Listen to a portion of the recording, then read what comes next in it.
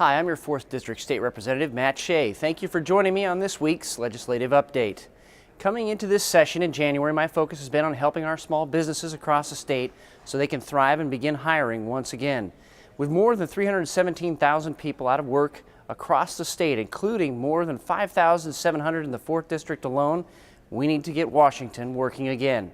As the assistant ranking Republican on the House Labor and Workforce Development Committee, I helped to negotiate legislation to reform our unemployment insurance system. We passed legislation earlier in the session that would permanently reduce unemployment insurance premiums by more than $300 million, providing a significant savings for our employers across the state. I am also involved in negotiations on workers' compensation that would reform the system and save $2 billion more. This would mean savings to our small businesses while continuing to cover our injured workers. Throughout the session, I have sponsored, co-sponsored, and supported the bills that would provide needed certainty and regulatory relief and tax relief for our small businesses. Not only that, but I've been very active in the amendatory process. As legislation has moved through committees and onto the House floor, I've looked for ways to help our small businesses by changing or amending bills.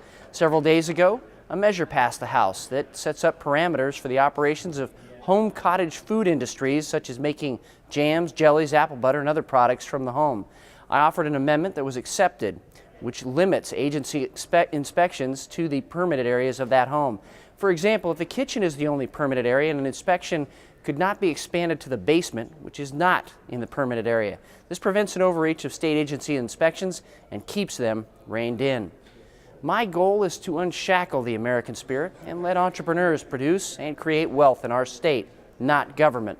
I also offered an amendment to a bill that would set up a rainy day fund for the workers' compensation system. My amendment, which was accepted, would prevent the legislature from raiding that fund for the purpose of funding the state's operating budget.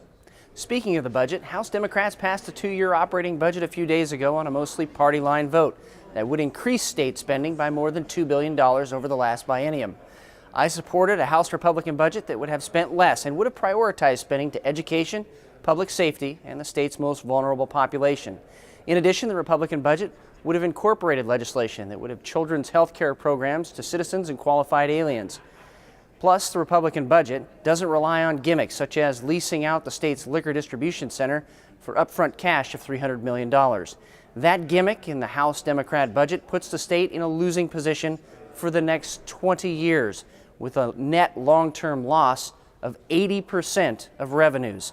Another way we can get more revenue without asking taxpayers for more money is to close tribal tax loopholes and get more aggressive against food stamp and welfare benefit fraud.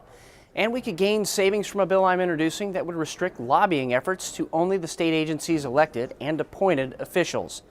That way, taxpayers are not paying for state agency lobbyists.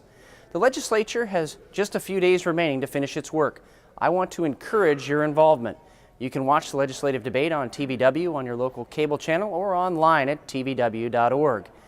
You'll also find more information on my website. You'll find that address on your screen right now. Thanks for joining me on this legislative update. I'm your state representative, Matt Shea.